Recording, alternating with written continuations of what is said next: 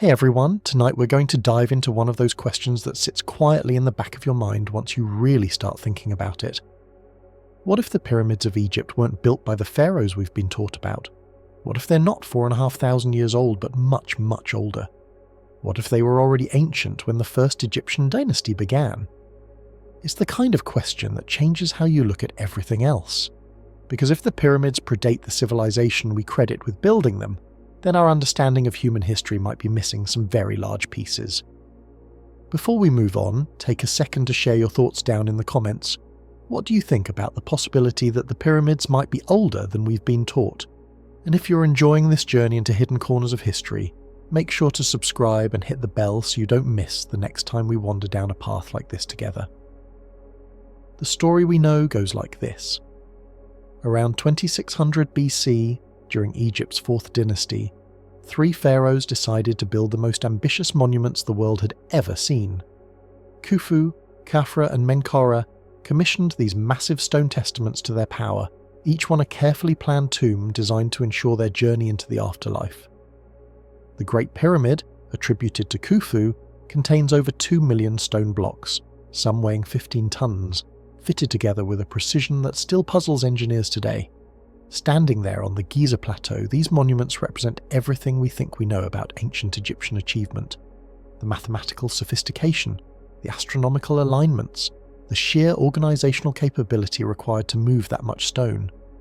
According to the conventional timeline, this all happened during a remarkably short period in human history, when Egypt had supposedly just recently developed the techniques and social structures necessary for such undertakings.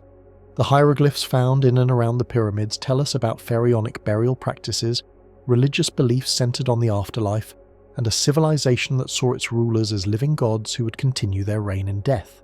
Everything seems to fit together neatly. The pyramids as tombs built for specific pharaohs during a specific period, using the tools and knowledge available to Bronze Age Egyptians. But here's where things get interesting to think about.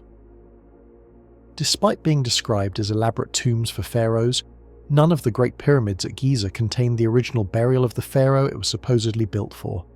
No mummy of Khufu was ever found in the Great Pyramid, no mummy of Khafre in the Second Pyramid, no mummy of Menkaure in the Third. The burial chambers were empty when they were first opened in recorded history. This isn't unusual for most Egyptian tombs, which were robbed over the centuries. But for monuments that would have required the coordinated effort of an entire civilization to build, the complete absence of any original burial evidence is worth pausing on. If these were indeed the tombs of the most powerful pharaohs in Egyptian history, built with unprecedented effort and expense, why is there no archaeological evidence that they were ever used for their intended purpose? Then there's the construction timeline to consider.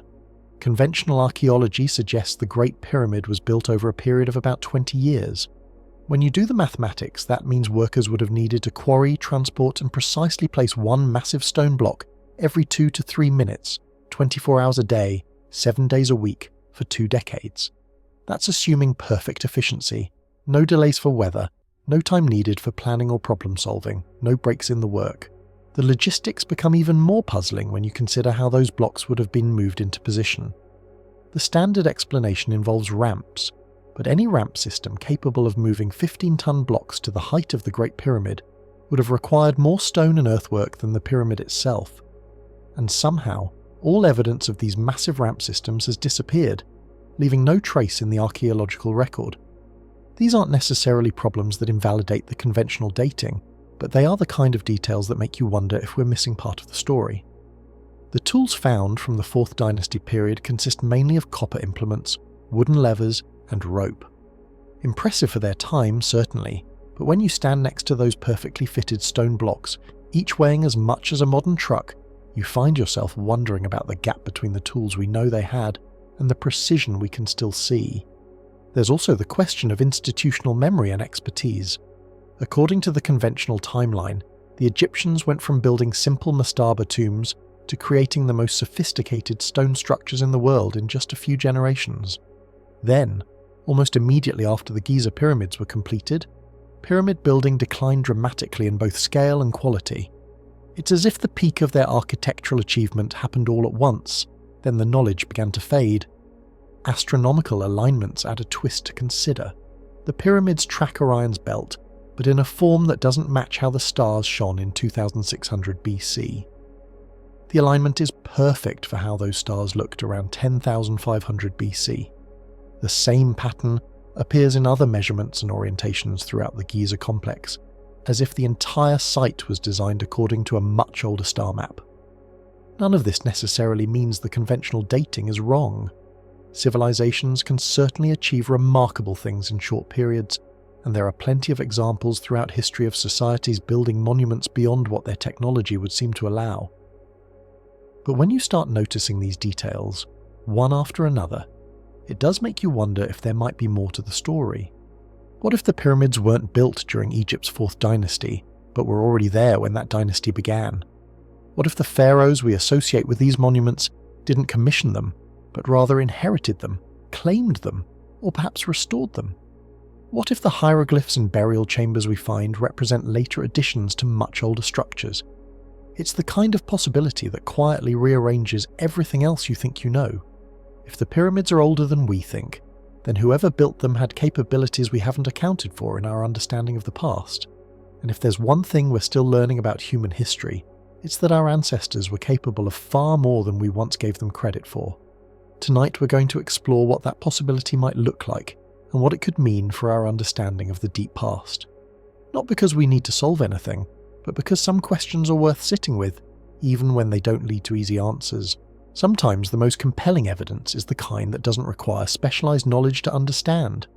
You just have to look closely at what's right in front of you and ask yourself what you're really seeing.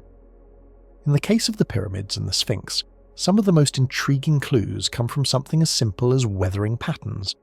The way Stone Ages tells a story about the conditions it has endured over time, and when you start paying attention to those stories, they don't always match the timeline we've been given.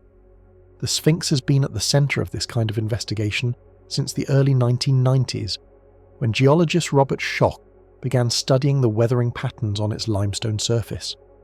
What he found was interesting enough to reconsider some basic assumptions about when it was carved. The erosion patterns on the Sphinx don't look like what you'd expect from 4,500 years of wind and sand exposure. Instead, they look like the result of heavy, prolonged water weathering.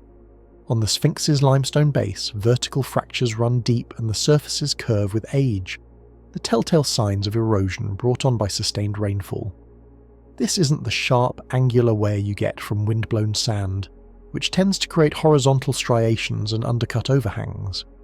The Sphinx looks like it sat through centuries of heavy rains, the kind of precipitation that Egypt hasn't seen since the end of the last ice age, around 12,000 years ago. What makes this particularly worth thinking about is the differential weathering between structures that are supposedly from the same time period. The Sphinx Temple, which sits directly adjacent to the Sphinx and was built from blocks quarried from the same limestone enclosure, shows even more severe water weathering than the Sphinx itself. Yet nearby mastaba tombs, which are considered to be older according to conventional dating, show primarily wind erosion with very little water damage. If everything was built during the same climatic period, you'd expect similar weathering patterns. But what you actually see suggests that some structures experienced a very different climate than others. The Sphinx and its temple show the effects of a wetter environment, while the mastabas show the effects of the arid conditions that have characterized Egypt for the past several thousand years.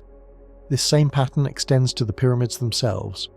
The core blocks of the Great Pyramid, the ones deep inside the structure that were supposedly placed during the 4th dynasty construction, show weathering patterns that are inconsistent with having been quarried and placed in the desert climate of 2600 BC.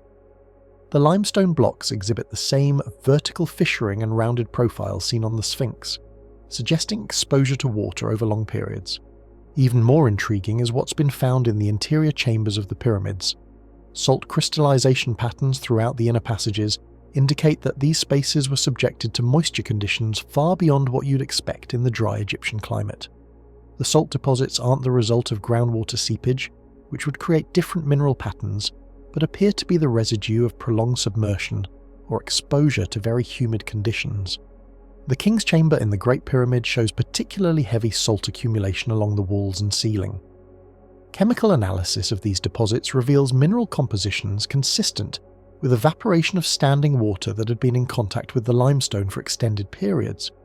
It's as if the interior of the pyramid was flooded at some point in its history, then slowly dried out, leaving behind the crystallized remains of that water. This becomes even more interesting when you consider the core masonry analysis that's been done on the pyramid blocks themselves. The inner core blocks, which would have been protected from external weathering by the outer casing stones, actually show more advanced weathering than the outer blocks. According to conventional understanding, this should be impossible. The core blocks should be better preserved, having been shielded from the elements since the pyramid's construction. But if the pyramid is much older than we think, and if it underwent some kind of restoration or renovation during the 4th dynasty, then this pattern makes more sense. The heavily weathered core blocks could be original construction from a much earlier period, while the outer casing stones and some interior work could represent later renovations done during the pharaonic period. The limestone itself tells another part of the story. Many of the blocks used in pyramid construction contain marine fossils, shells, and other evidence of their origin as ancient seabed deposits. While this is normal for limestone quarried in Egypt, the specific types and preservation of these fossils provides clues about the quarrying process and timeline.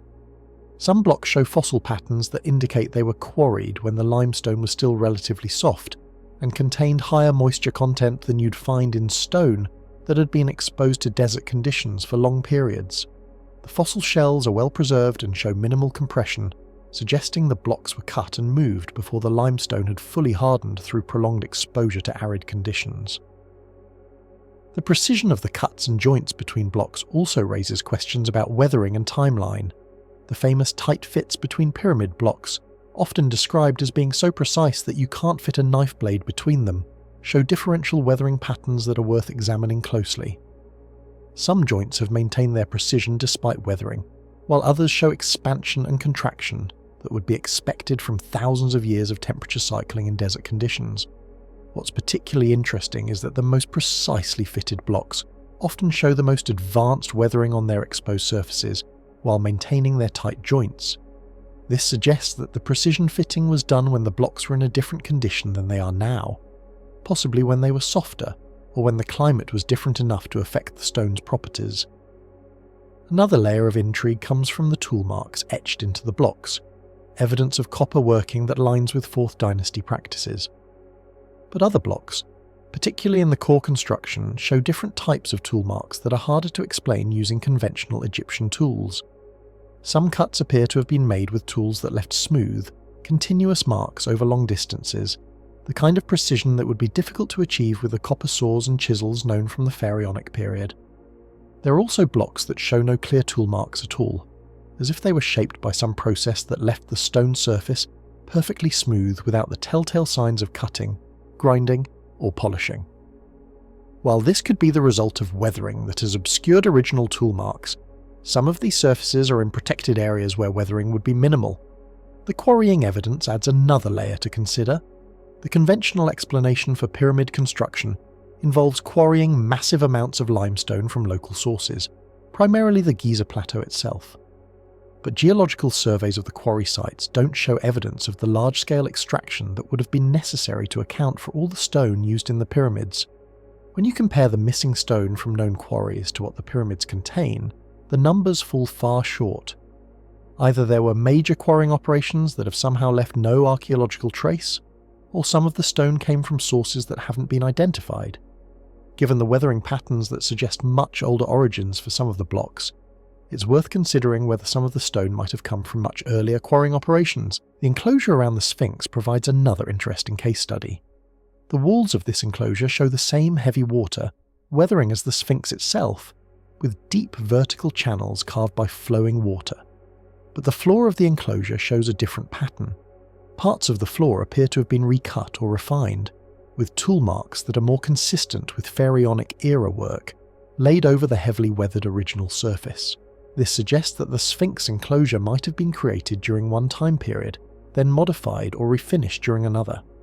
The original excavation could have been done when the climate was wet enough to create the heavy water weathering we see on the walls, while later work was done during the drier pharaonic period.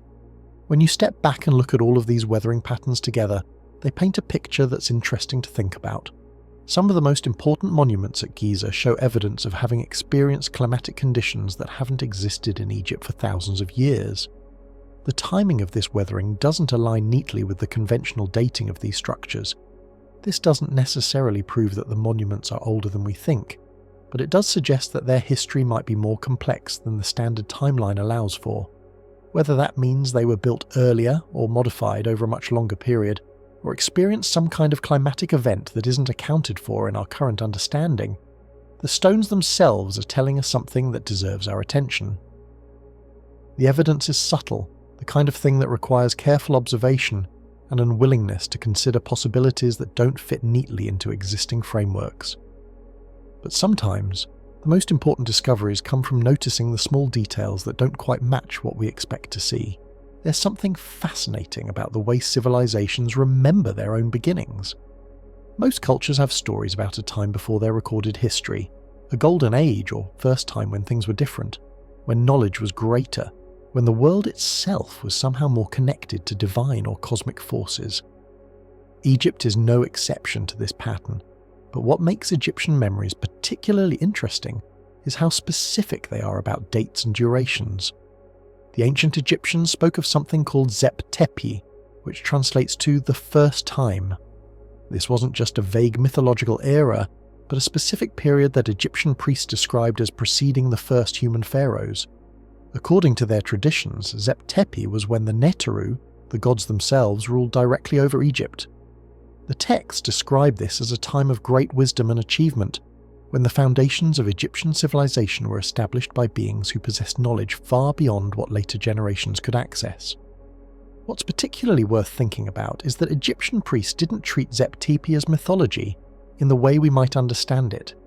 They spoke of it as actual history, with specific durations and sequences of divine rulers.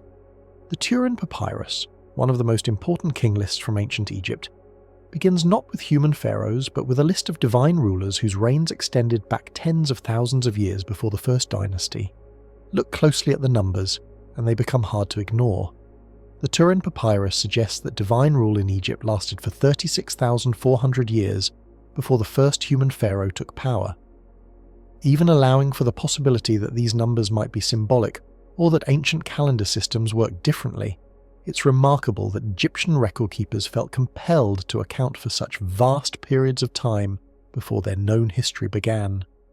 This becomes even more intriguing when you encounter a stone tablet known as the inventory stela, found at Giza in the 19th century. The inscription on this stela, written in hieroglyphs, tells a very different story about the Sphinx than the one we're familiar with. According to the inventory stela, when Pharaoh Khufu arrived at Giza to build his pyramid, the Sphinx was already there, already ancient, standing beside a temple that was also already built. The text describes Khufu discovering the Sphinx during his reign, finding it partially buried in sand, and ordering its restoration. It mentions that the Sphinx had been damaged by lightning and needed repair work. Most significantly, it suggests that both the Sphinx and its associated temple predated Khufu's construction projects by an unknown but substantial period of time. Now, mainstream Egyptology generally considers the inventory stela to be a later creation, possibly from the 26th dynasty, around 600 BC. The argument is that it was created by priests who wanted to glorify the Giza monuments by making them seem more ancient and mysterious than they actually were. But even if that interpretation is correct, it raises interesting questions about why Egyptian priests would feel the need to invent such antiquity for these monuments, and what traditions or memories might have influenced their decision to do so. The specificity of the details in the inventory stela is worth considering regardless of when it was written. The description of lightning damage, of partial burial in sand, of restoration work, these are the kinds of practical details that suggest either direct knowledge of actual events or access to much older records that describe such events. It's not the sort of generic mythological language you might expect if someone was simply trying to make the monument seem more impressive.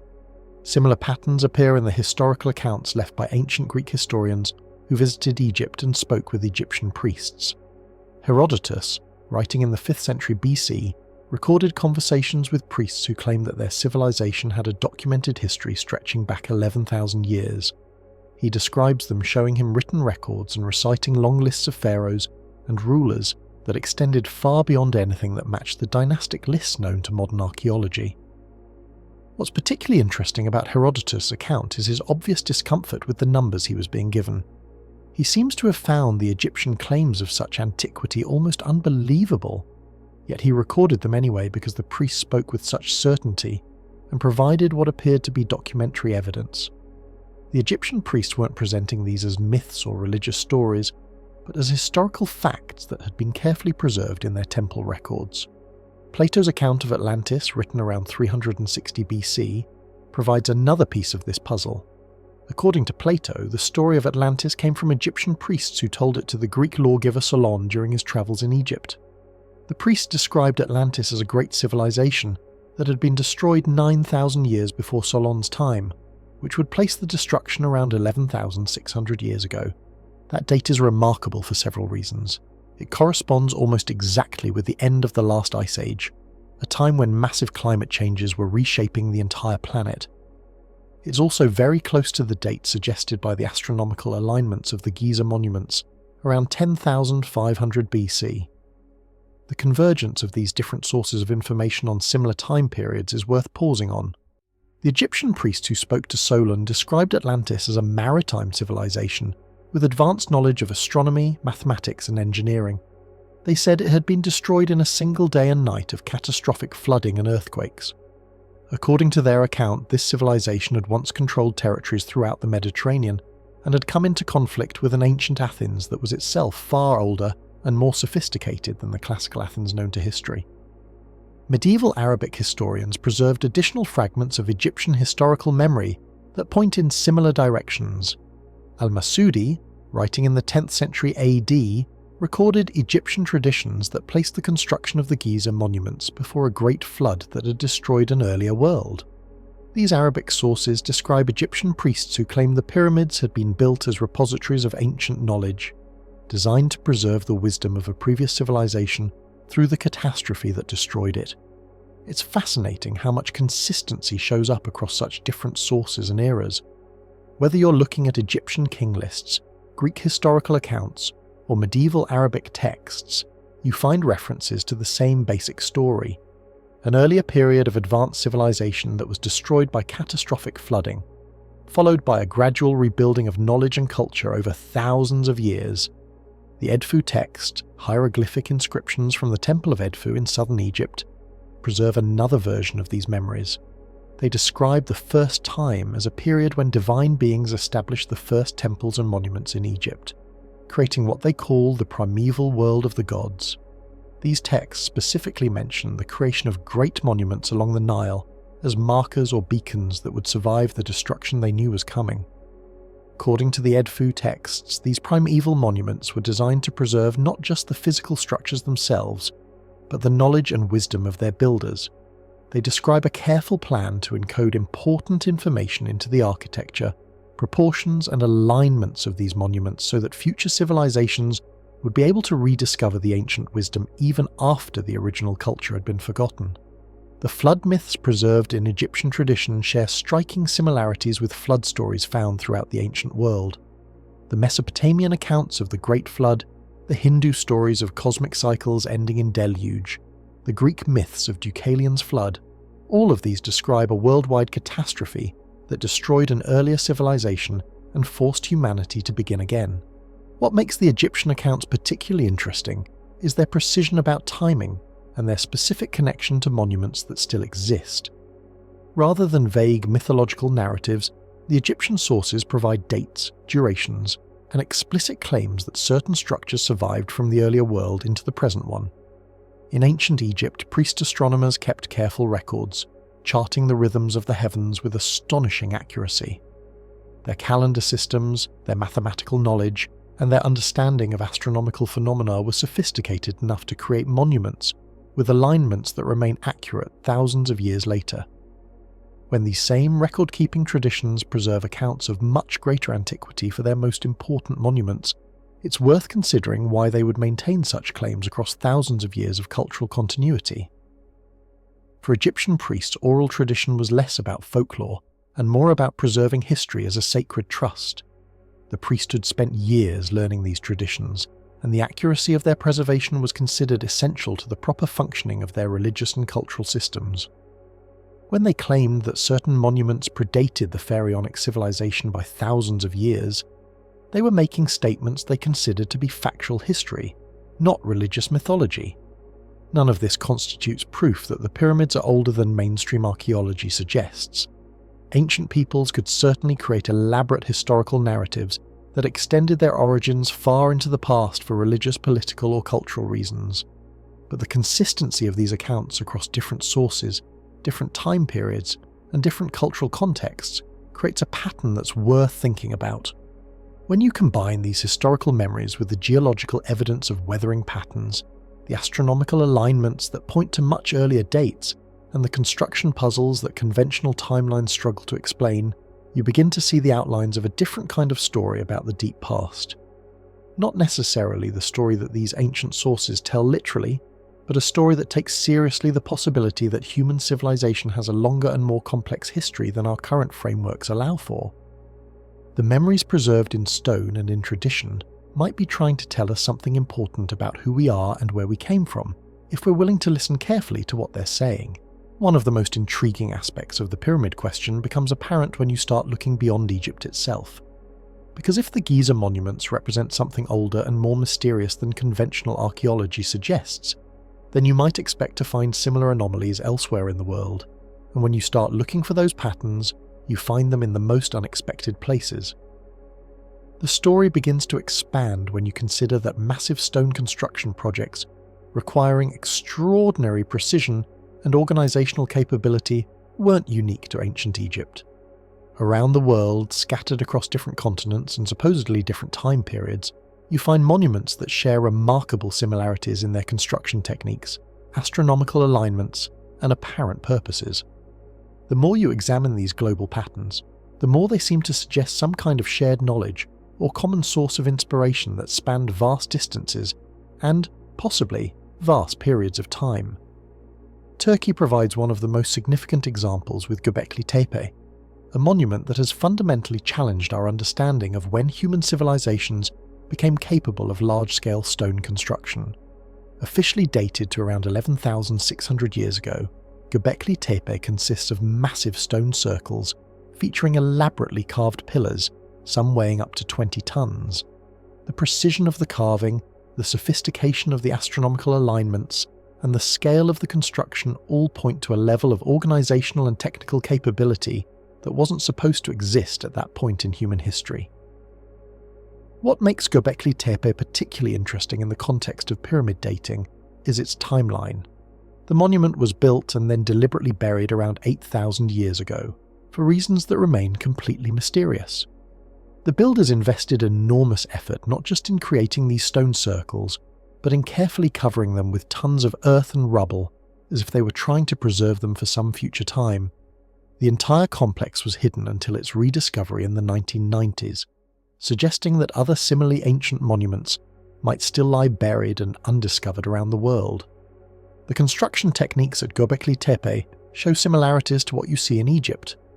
Massive stones were quarried, transported, and precisely positioned, using methods that aren't entirely clear given the technology supposedly available at the time. The carving work shows a level of artistic and technical sophistication that developed seemingly overnight in the archaeological record, much like the sudden appearance of pyramid building expertise in Egypt. Moving across the globe to Japan, you encounter another puzzling example in the underwater structures off Yonaguni Island. Discovered by divers in the 1980s, the Yonaguni monument consists of what appear to be precisely carved stone terraces, steps, and platforms lying beneath about 75 feet of water. The structures show clear evidence of tool marks, right angles, and geometric precision that are difficult to explain as natural rock formations. Their position beneath the waves suggests they were on dry land during the Ice Age, a time when ocean levels were much lower. If they are indeed artificial constructions, they would have been submerged as the ice sheets melted and sea levels rose, sometime between 12,000 and 10,000 years ago. This timeline places them in the same general period as the proposed older dating for the Egyptian monuments. Marine geologist Masaki Kimura has spent decades studying the Yonaguni structures, documenting features that include what appear to be carved steps, flat platforms, and even structural elements that look like they were designed for specific purposes. While some geologists argue that natural erosion could account for these features, the precision and consistency of the geometric patterns make a strong case for human involvement. Similar underwater anomalies have been reported off the coast of India near the ancient city of Dwarka. Sonar surveys and underwater exploration have revealed what appear to be artificial structures lying beneath the Arabian Sea, including walls, foundations, and geometric arrangements of stone blocks. Local traditions claim that Dwarka was an ancient city that was swallowed by the sea, and the underwater discoveries suggest there might be historical truth behind these legends. Cuba has produced perhaps the most intriguing underwater discoveries of all. In 2001, oceanographic surveys west of the Yucatan Peninsula detected what appear to be large-scale geometric structures lying beneath more than 2,000 feet of water. Sonar images show what look like pyramids, rectangular buildings, and other architectural features arranged in patterns that suggest urban planning. The depth of these structures would place them on dry land sometime during the last ice age, potentially making them much older than any known civilization in the Americas.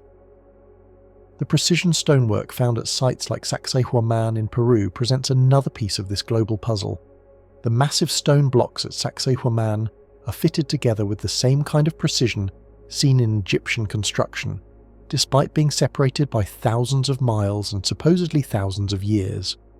The blocks, some weighing over 100 tons, are cut and shaped with curves and angles that interlock so perfectly that you can't fit a knife blade between them. What's particularly interesting about Sacsayhuaman is that the construction techniques seem to be beyond what should have been possible for the civilizations credited with building it. The Inca, who are traditionally associated with the site, worked primarily with smaller stones and used different construction methods in their verified projects. The massive, precisely fitted blocks at Sacsayhuaman seem to represent an entirely different level of technical capability, possibly from an earlier period. Lebanon's Baalbek complex presents similar mysteries. The foundation of the Jupiter temple at Baalbek rests on stone blocks that are among the largest ever quarried and moved by humans. The three famous trilithon blocks each weigh an estimated 800 tons, and they're positioned precisely in the temple foundation, alongside other massive stones. Even more puzzling is an unfinished block in a nearby quarry that weighs an estimated 1,200 tons, suggesting that the builders were planning to move stones even larger than the ones they had already transported.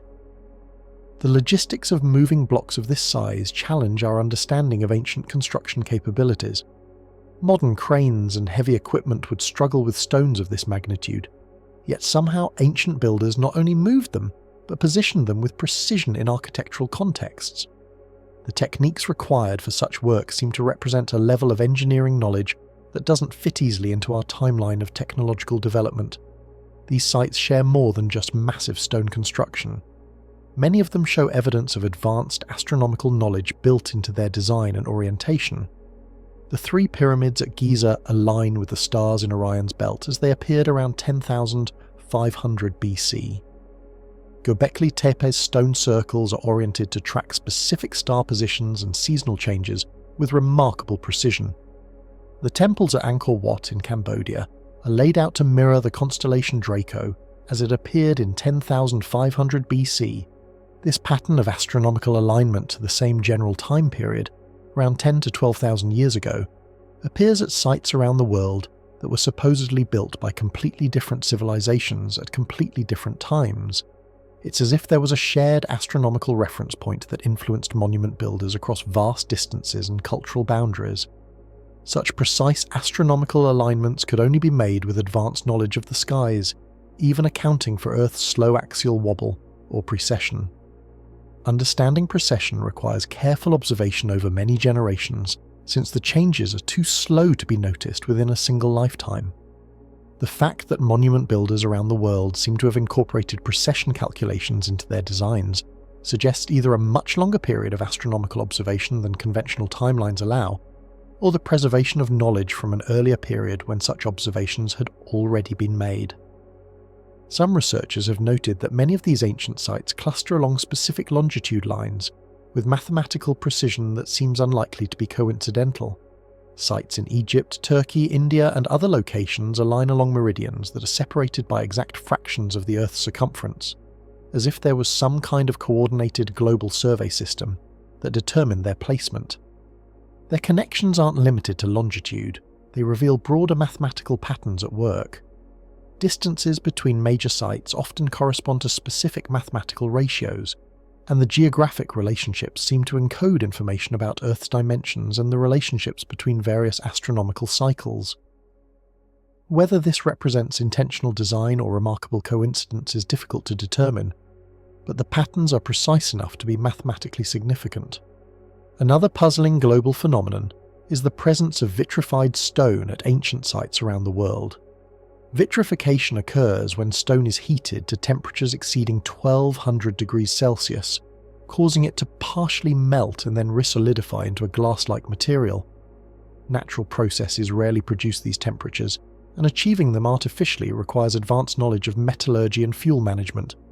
Still, vitrified stones have been found at ancient sites in Scotland, India, France, Turkey, and other locations.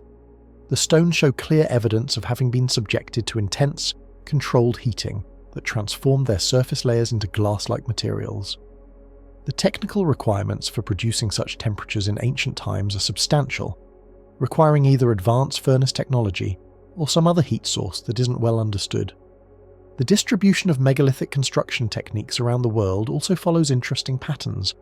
Methods for cutting, transporting, and precisely positioning massive stone blocks appear in cultures that supposedly had no contact with each other.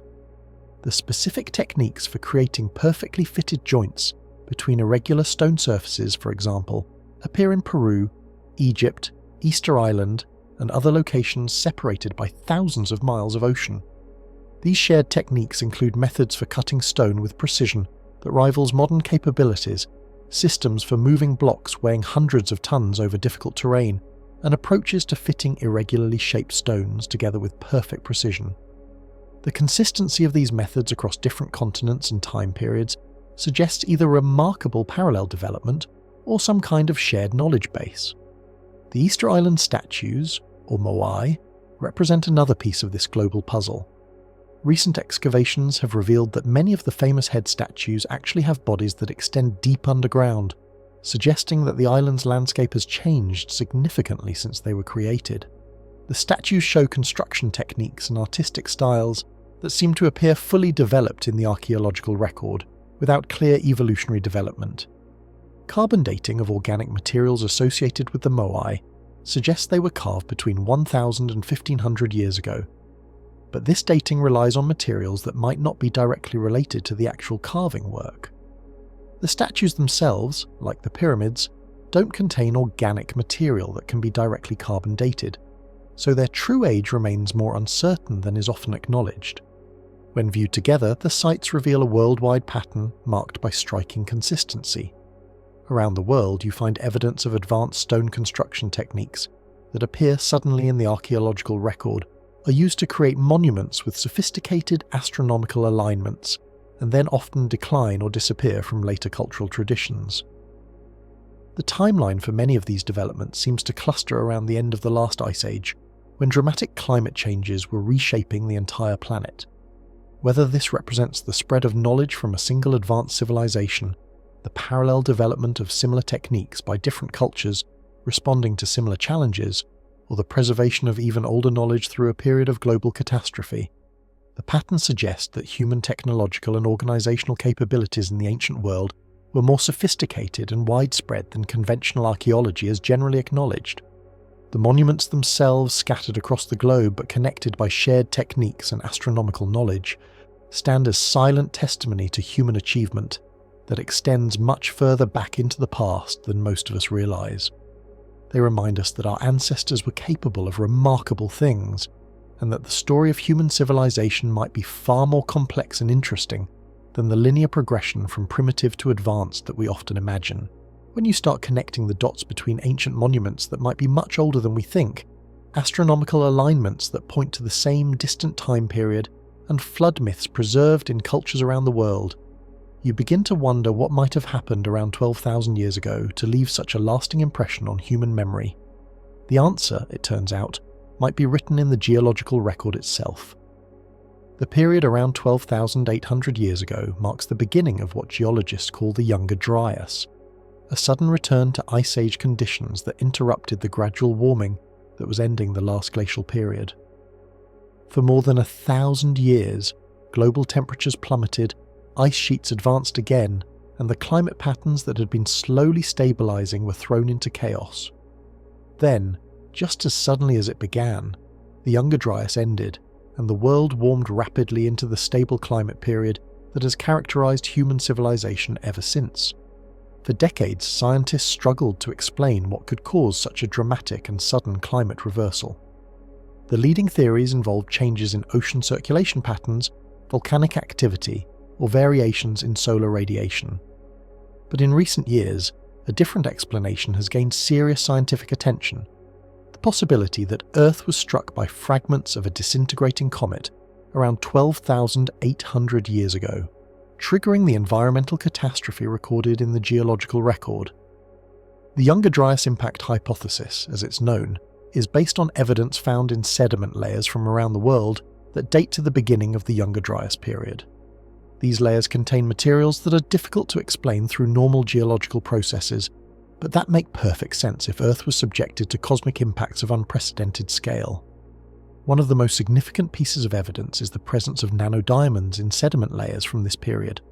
Nanodiamonds form under conditions of extreme pressure and temperature that don't occur naturally on Earth's surface. They're created when carbon-bearing materials are subjected to the kind of shock pressures that occur during cosmic impacts. The nanodiamonds found in Younger Dryas boundary layers appear across multiple continents, suggesting that whatever created them affected a very large area of the planet.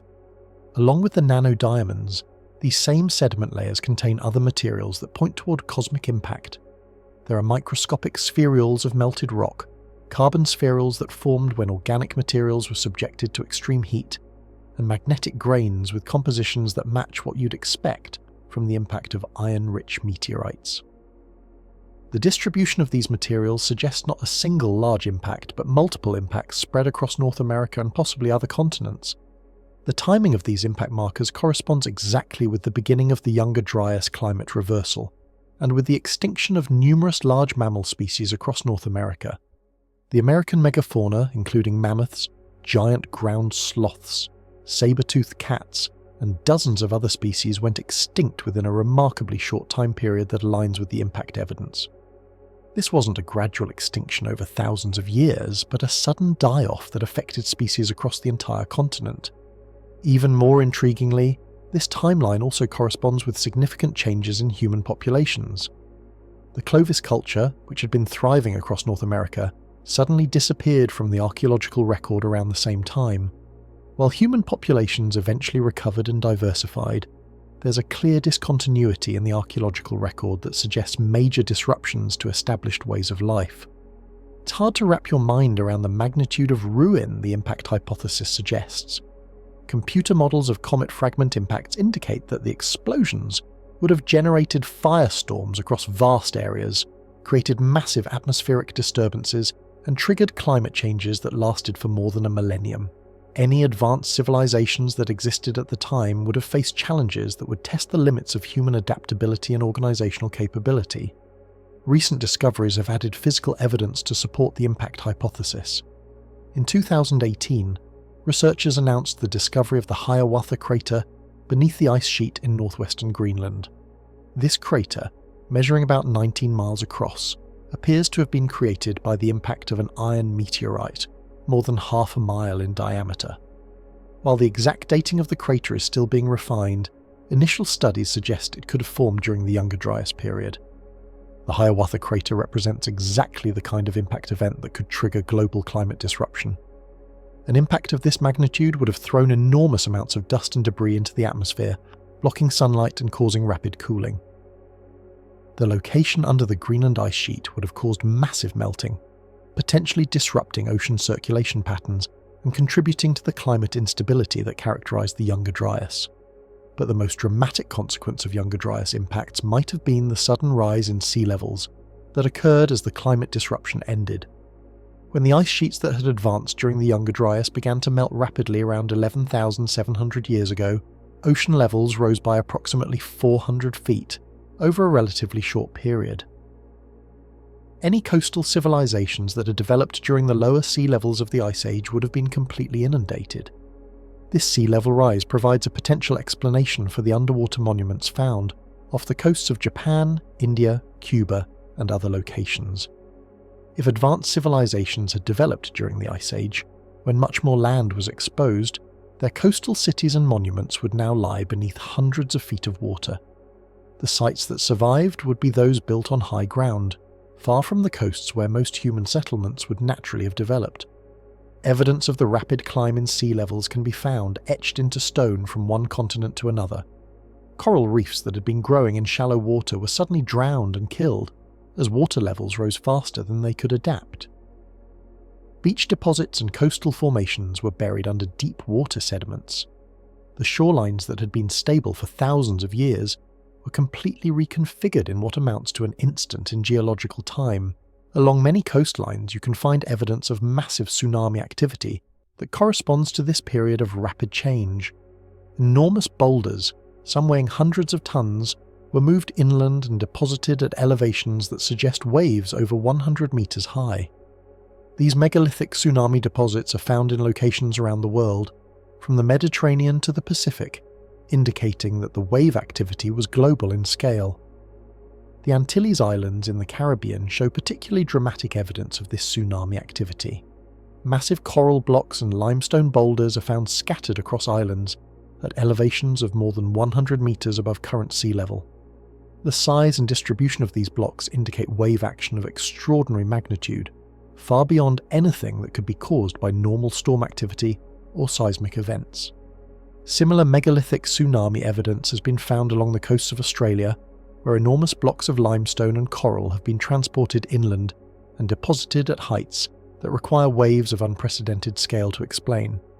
The Aboriginal traditions of Australia preserve memories of great floods that destroyed earlier worlds, and the geological evidence suggests these memories might be based on actual events that occurred at the end of the Ice Age. In the Mediterranean, the traces of massive flooding from this period are widespread. The Black Sea, which was once a much smaller freshwater lake, was suddenly inundated by salt water from the Mediterranean, creating the large inland sea we know today. This flooding happened so rapidly that it would have completely transformed the region's geography within a matter of years or decades.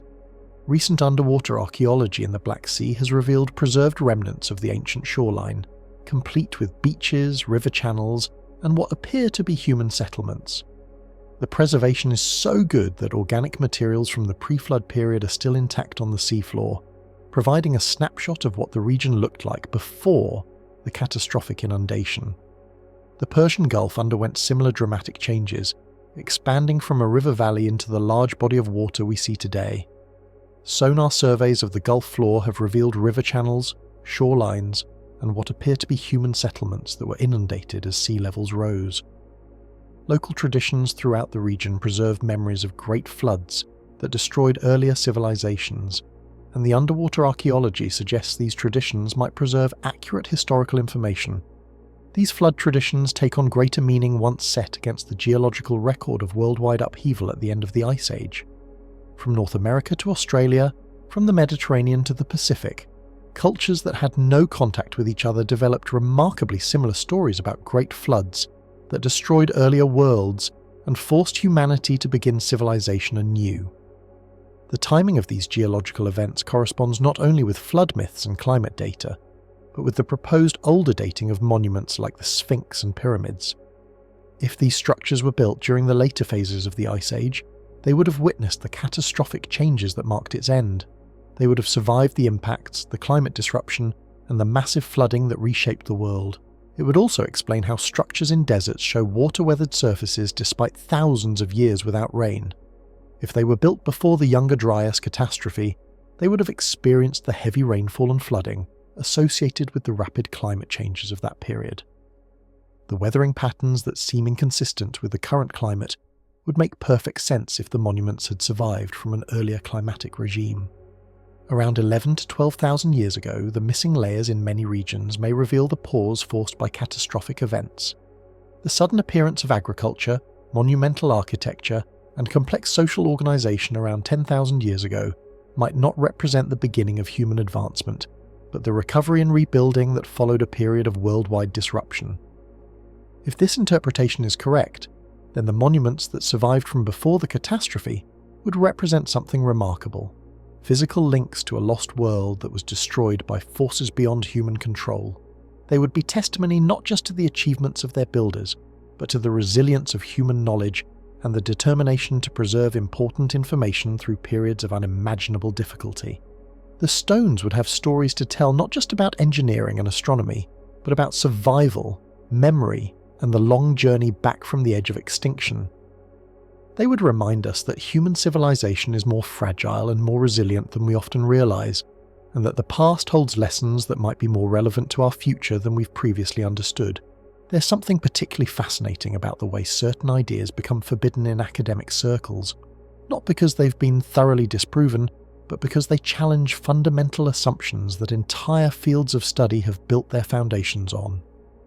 The possibility that the pyramids might be much older than conventional archaeology claims is one of those ideas that seems to make people uncomfortable in ways that go beyond simple scientific disagreement. When you look at how the archaeological establishment has responded to evidence for older pyramid dating, you start to see patterns that suggest this isn't just about scientific rigour or methodological concerns. There's something deeper at work, something that has to do with protecting established narratives and institutional authority, even when those narratives have significant problems that deserve serious investigation. The resistance to alternative pyramid dating begins with a fundamental issue in how archaeological dating actually works. Unlike materials that can be carbon dated directly, stone monuments don't contain organic material that can be subjected to radiometric analysis. The dating of the pyramids relies primarily on organic materials found in association with the monuments, along with historical records and stylistic analysis of artifacts. This means that the conventional dates are actually interpretations based on circumstantial evidence, not direct measurements of the monuments themselves. Still, these interpretative dates are often presented with a certainty that doesn't match the limitations of the evidence. When researchers like Robert Schoch present geological evidence for much older dating, the response from mainstream archaeology isn't typically to investigate the claims more thoroughly, but to dismiss them based on the existing interpretive framework. It's as if the conventional dates have become so firmly established that contradictory evidence is automatically suspect. How scholars handle the Sphinx's water-weathering evidence shows this dynamic in action. When Schoch first published his geological analysis showing that the erosion patterns were consistent with heavy rainfall rather than wind and sand, the archaeological response wasn't to conduct more geological studies or to consider the implications seriously. Instead, the focus was on defending the conventional dating by questioning Schoch's credentials, suggesting that geologists weren't qualified to interpret archaeological evidence, and emphasizing the historical records that supposedly confirmed the traditional timeline. What's particularly interesting about this response is that it avoids engaging with the actual geological evidence. Rather than explaining how wind and sand erosion could create the vertical fissuring and rounded weathering profiles that Schoch documented, the archaeological establishment simply insisted that the historical evidence for conventional dating was more reliable than the geological evidence. This kind of reasoning puts interpretation above observation, which isn't typically how scientific investigation is supposed to work. The controversy deepened when other researchers began finding additional evidence that supported older dating. Salt deposits in the pyramid chambers, core block weathering patterns, and astronomical alignments all pointed in the same direction. But each new piece of evidence was met with the same pattern of dismissal rather than investigation. It began to seem as if the archaeological community was more interested in protecting its existing narrative than in following the evidence wherever it might lead. One of the most troubling aspects of this resistance involves the handling of physical evidence that could potentially resolve some of these questions. The pyramids contain numerous chambers and passages that haven't been fully explored, and modern technology has detected additional voids and spaces that might contain important information about the monument's construction and purpose. Yet access to these areas has been severely restricted, and investigations that might shed light on alternative theories have been repeatedly blocked or discontinued. The story of Rudolf Gantenbrink's robotic exploration of the Great Pyramid provides a particularly striking example. In 1993, Gantenbrink's robot discovered a sealed shaft extending from the Queen's chamber, complete with what appeared to be a stone door with copper handles.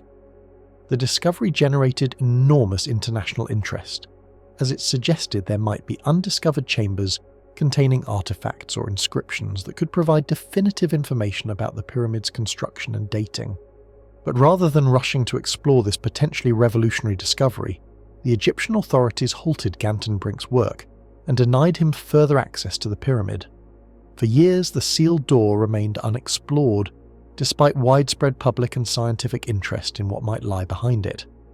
When exploration was eventually resumed, it was conducted by different teams under much more restrictive conditions, and the results were far less conclusive than they might have been if the original investigation had been allowed to continue. The pattern repeated itself with ground-penetrating radar surveys that detected multiple void spaces beneath the Giza Plateau. These surveys, conducted by various teams over several decades, consistently showed evidence of chambers, tunnels, and structures that don't appear on any official maps of the complex. Some of these voids are substantial enough to represent significant architectural features, potentially including the legendary Hall of Records that Edgar Cayce claimed was buried beneath the Sphinx. Even so, despite the technological capability to explore these areas non-destructively, access has been repeatedly denied or severely restricted. The official explanations typically involve concerns about preservation and the need to protect the monuments from damage, but the restrictions seem to apply particularly strongly to investigations that might support alternative theories about the monument's age and purpose. This pattern of restricted access becomes even more puzzling when you consider that conventional archaeological work continues at Giza with relatively few restrictions. Teams investigating aspects of the monuments that support traditional interpretations seem to have much easier access than those pursuing questions that might challenge established timelines. It's as if there's an unofficial policy of encouraging research that supports conventional theories while discouraging research that might undermine them. Inside the Great Pyramid, the disputed cartouches highlight how evidence that supports conventional dating is treated differently from evidence that challenges it. The hieroglyphic inscriptions that include Khufu's name were discovered by Colonel Howard Weiss in 1837, and they remain the primary evidence linking the Great Pyramid to that specific pharaoh. But serious questions have been raised about the authenticity of these inscriptions. The hieroglyphs appear to have been painted rather than carved, which is unusual for such an important monument. The paint appears to be modern rather than ancient, and the style of the hieroglyphs doesn't match other inscriptions from Khufu's reign. Some researchers have suggested that Weiss, under pressure to find evidence supporting the conventional dating, may have forged the inscriptions to strengthen his claim to have identified the pyramid's builder. These aren't casual accusations from fringe theorists, but serious questions raised by experts in hieroglyphic writing and ancient Egyptian art. Yet, the archaeological establishment has shown little interest in conducting the kind of detailed forensic analysis that could definitively resolve the authenticity question. The cartouches continue to be cited as primary evidence for conventional dating, despite the unresolved questions about their legitimacy. Beyond Egypt, similar debates about dating and interpretation play out at other ancient sites around the world. At Göbekli Tepe, for example, the decision to rebury large portions of the site after initial excavation has prevented more detailed investigation of the monument's construction techniques and astronomical alignments. The official explanation involves protecting the site from weathering, but the effect is to limit access to evidence that might shed light on the capabilities of Ice Age civilizations. At underwater sites like Yonaguni, official archaeological institutions have generally refused to acknowledge the artificial nature of the structures, despite extensive documentation of tool marks, right angles, and geometric precision. The sites are dismissed as natural rock formations without the kind of detailed investigation that would be standard for similar discoveries on land. It's as if there's an institutional reluctance to acknowledge evidence that doesn't fit within established frameworks for understanding the past. This resistance isn't limited to individual sites or discoveries, but extends to entire theoretical frameworks that challenge conventional timelines. The Younger Dryas impact hypothesis, despite substantial geological evidence and support from numerous scientists, has faced institutional resistance from established archaeological and climatological communities. Grant funding for impact-related research has been difficult to obtain, and papers supporting the hypothesis have faced unusual levels of scrutiny during peer review processes. The treatment of researchers who pursue these alternative theories is particularly revealing. Scientists like Schoch, Graham Hancock, Robert Bauval, and others who have presented evidence for older dating or alternative interpretations have often found themselves marginalized within academic institutions, despite their credentials and the quality of their research. Their work is frequently characterized as pseudoscience or sensationalism, rather than being evaluated on its scientific merits. This marginalization extends beyond individual researchers to entire approaches to understanding the past. Interdisciplinary research that combines geological, astronomical, and archaeological evidence is often dismissed as being insufficiently specialized, even though the questions being investigated require exactly this kind of broad perspective. It's as if the academic system is structured in a way that makes it difficult to pursue the kind of comprehensive investigation that alternative theories require. Funding pressures and institutional politics shape the direction of archaeology, adding yet another layer to weigh. Most archaeological work depends on grants from government agencies, universities, and foundations that have their own institutional interests and theoretical commitments. Research proposals that challenge fundamental assumptions about chronology or cultural development may be seen as risky investments that could undermine established programs and institutional reputations. This creates a self-reinforcing system where conventional theories receive continued funding and support, while alternative approaches struggle to find resources for investigation. The result is that evidence supporting conventional interpretations continues to accumulate, while evidence for alternative theories remains under-investigated or dismissed without adequate examination. Early Egyptologists played a major role in shaping how the story of the pyramids is told, a fact that deserves attention. The basic interpretation of the pyramids as pharaonic tombs from the 4th dynasty was established during the 19th and early 20th centuries, when archaeological methods were less sophisticated and when there was enormous pressure to link these monuments to known historical figures and periods. Many of the fundamental assumptions about pyramid dating and purpose were established by researchers like Flinders Petrie, Howard Weiss, and others who were working with limited evidence and who were influenced by the Victorian-era conviction that ancient peoples were less capable than modern ones. These early interpretations became so firmly established in the literature that later evidence contradicting them has been difficult to integrate into mainstream archaeological thinking.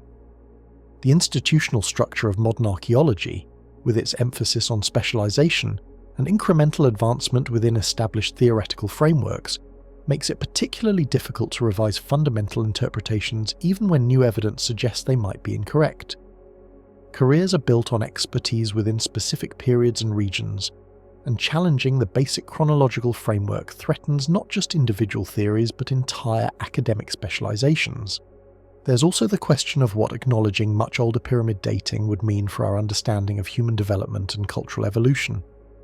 If advanced civilizations existed 12,000 years ago, it challenges not just archaeological timelines, but fundamental assumptions about how human societies develop and what kinds of capabilities ancient peoples possessed. These implications extend beyond archaeology into anthropology, history, and even philosophy, creating resistance that goes far beyond simple scientific disagreement. What we end up with is evidence that could support other interpretations, yet the system of institutions and incentives pushes it aside. This doesn't necessarily mean there's an intentional conspiracy to suppress information, but it does suggest that the academic system has blind spots when it comes to ideas that challenge its foundational assumptions. It's especially unfortunate because these questions matter deeply to our understanding of human history and development. If monuments like the pyramids are significantly older than we think, it changes our understanding of when and how human civilizations achieved advanced capabilities. If there were sophisticated cultures that were destroyed by natural catastrophes, it has implications for our understanding of civilizational resilience and the relationship between human societies and environmental change. These aren't just academic questions, but issues that could inform how we think about our own civilization's vulnerabilities and capabilities.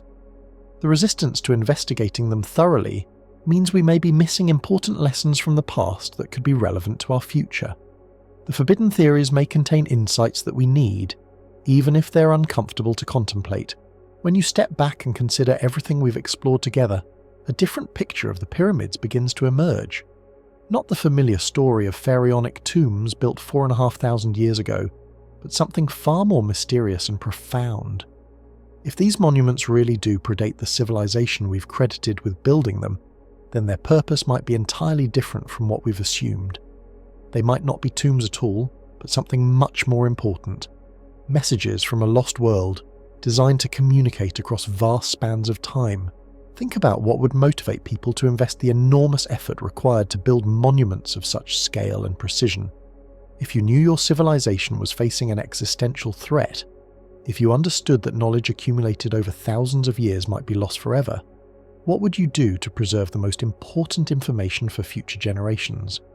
You might create structures so massive and durable that they would survive almost any catastrophe, and you might encode your most crucial knowledge into their very architecture. This reframing changes everything about how we understand the pyramids. Rather than monuments to individual pharaohs' egos, they become repositories of ancient wisdom, time capsules designed to communicate mathematical, astronomical, and engineering knowledge across the centuries. The precision isn't just craftsmanship for its own sake, but information storage, with every measurement and angle carrying meaning that future civilizations could decode if they developed sufficient understanding. Supporting evidence comes from the Great Pyramid itself, where the mathematics built into its form are extraordinary. The monument encodes fundamental mathematical constants that weren't supposedly known to ancient peoples. The ratio of the pyramid's perimeter to its height equals pi, one of the most important constants in mathematics. The relationship between various internal measurements encodes phi, the golden ratio that appears throughout nature and art. Even more remarkably, some researchers have found that pyramid measurements, when properly interpreted, correspond to the speed of light measured in modern units. These aren't approximations or coincidences, but precise mathematical relationships that require sophisticated understanding of both mathematical principles and measurement techniques. If the builders were simply trying to create an impressive tomb, why would they invest the enormous effort required to encode such complex mathematical information into the structure? The only reasonable explanation is that they were intentionally preserving mathematical knowledge for future discovery. The astronomical alignments tell a similar story. The pyramid shafts that point to specific stars aren't random architectural features, but precisely calculated astronomical instruments. The three pyramids' alignment with Orion's belt as it appeared in 10,500 BC creates what amounts to a star map frozen in stone, marking a specific moment in the astronomical cycle, known as the precession of the equinoxes. Understanding precession requires careful astronomical observation over many generations, since the changes are too slow to notice within a single lifetime. The fact that this knowledge appears to be encoded in monuments around the world suggests either an incredibly long tradition of astronomical observation or the preservation of knowledge from a much earlier period when such observations had already been completed. It could be that precession itself explains the higher purpose behind these structures. Precession takes approximately 26,000 years to complete one full cycle, during which the positions of stars slowly shift relative to Earth's orientation. If the pyramid builders understood this cycle, they might have been using their monuments to mark specific points within it, creating a kind of cosmic calendar that would remain accurate across vast periods of time. From this view, the monuments weren't simply storing astronomical data, they were built as markers to help grasp Earth's place in larger cosmic rhythms. They might have been intended as navigation aids for civilizations that would emerge thousands of years in the future, providing the astronomical knowledge necessary to understand Earth's position within larger cosmic patterns. The missing capstone of the Great Pyramid takes on new significance in this context. Rather than simply being lost to time or theft, the absence of the capstone might be intentional, a sign that the monument's true purpose was never completed or that crucial information was deliberately removed. Ancient texts describe the pyramid as having been topped with a specially crafted capstone made of precious materials and covered in hieroglyphs that supposedly contained the most important secrets of the builders. If such a capstone ever existed and contained the key to interpreting the mathematical and astronomical information encoded in the pyramid structure, its removal would effectively seal the monument's secrets until future civilizations developed the capability to decode them independently. The missing capstone becomes not just an architectural detail, but a crucial missing piece in understanding what the builders were really trying to communicate. The interior chambers of the Great Pyramid also make more sense when viewed as information storage rather than burial preparation. The King's Chamber, with its precise dimensions and granite construction, appears to be designed more as a resonance chamber than a tomb. The acoustic properties of the space suggest it might have been intended for specific sound frequencies, possibly as part of a system for encoding or retrieving information stored within the monument structure. The Queen's Chamber, with its mysterious shafts and unfinished appearance, might represent a different aspect of the information storage system. The shafts that extend from this chamber don't reach the pyramid's exterior but terminate within the structure, as if they were designed to interact with other internal features rather than to provide ventilation or astronomical observation points. These internal features suggest a level of architectural sophistication that goes far beyond what would be necessary for a simple burial chamber. The builders appear to have created a complex system of interconnected spaces, each with specific acoustic, geometric, and astronomical properties that work together to create something more like a machine than a tomb. If the pyramids were indeed built by survivors of a global catastrophe at the end of the Ice Age, their purpose as information preservation systems becomes even more compelling. A civilization that had witnessed the destruction of their world would understand the importance of preserving crucial knowledge for the future. They would know that climate changes, geological catastrophes, and societal collapse could erase thousands of years of accumulated learning in a matter of decades. Given the context, it makes sense that the builders chose enduring stone monuments over perishable media. Stone structures can survive floods, earthquakes, climate changes, and even the rise and fall of entire civilizations. The information encoded in their architecture would remain accessible to any future society that developed sufficient mathematical and astronomical knowledge to decode it. This interpretation also explains why similar monuments appear around the world during the same general time period. If multiple groups of survivors from an advanced Ice Age civilization were working to preserve knowledge for the future, they would naturally create similar types of monuments using similar encoding systems. The shared mathematical and astronomical knowledge we see in ancient sites worldwide might represent not parallel development, but the coordinated effort of survivors working to ensure that crucial information wouldn't be lost forever. The flood myths preserved in cultures around the world take on new meaning in this context as well.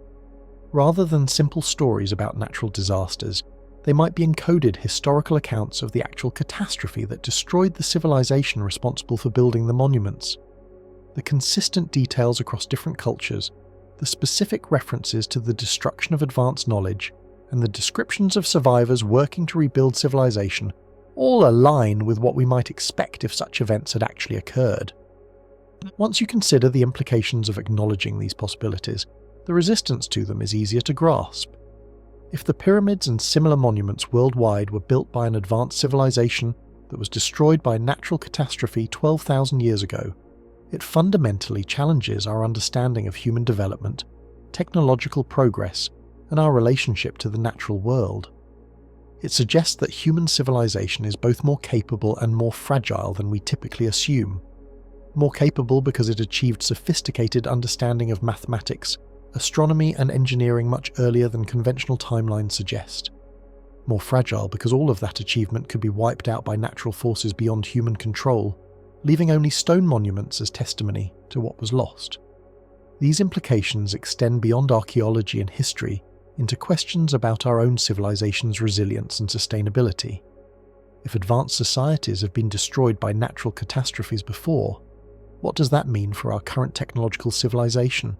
Are we preserving our knowledge in ways that would survive similar catastrophes? Are we paying sufficient attention to the natural cycles and cosmic forces that might threaten our continued development? The monuments themselves, viewed as messages from the past, seem to be trying to tell us something important about these questions. They demonstrate that human beings have always been capable of remarkable achievements, but they also remind us that those achievements can be lost if we don't take proper care to preserve them through periods of difficulty and change. Both the accuracy and permanence of the monuments point to an awareness that knowledge needed to be carried safely across time. They invested enormous effort in creating structures that would survive almost any catastrophe, and that would communicate important information to whoever came after them. They seem to have understood that knowledge is precious, fragile, and essential for human survival and development. If we're willing to listen to what these monuments might be trying to tell us, we might learn not just about the past, but about our own responsibilities to the future. The builders of the pyramids may have been trying to ensure that crucial knowledge wouldn't be lost again, and that future civilizations would have the information they needed to understand their place in the cosmos and to build societies capable of surviving natural challenges. Whether or not the pyramids were built before the Ice Age, they stand as remarkable achievements that continue to inspire wonder and investigation thousands of years after their construction. They remind us that our ancestors were capable of extraordinary things, and they challenge us to be worthy of the legacy they've left us. They invite us to keep exploring, keep questioning, and keep seeking to understand the deep patterns that connect past, present, and future. They wait in silence, the stones, holding fast to mysteries not yet uncovered. Whether those secrets include messages from a lost civilization, or simply testimony to the remarkable capabilities of ancient Egypt, they continue to expand our sense of what human beings can accomplish when they set their minds to it. And in a world that sometimes seems to have lost its sense of wonder about the past and its connection to larger cosmic patterns, perhaps that's the most important message of all. The pyramids stand as proof that some things can endure across vast spans of time, that human knowledge and achievement can survive catastrophe and change, and that the past still has lessons to teach us if we're willing to listen carefully to what it's saying. In the end, whether they're 4,500 years old or much older, they remain windows into human possibility that continue to inspire us to reach beyond what we think we know toward what we might yet discover.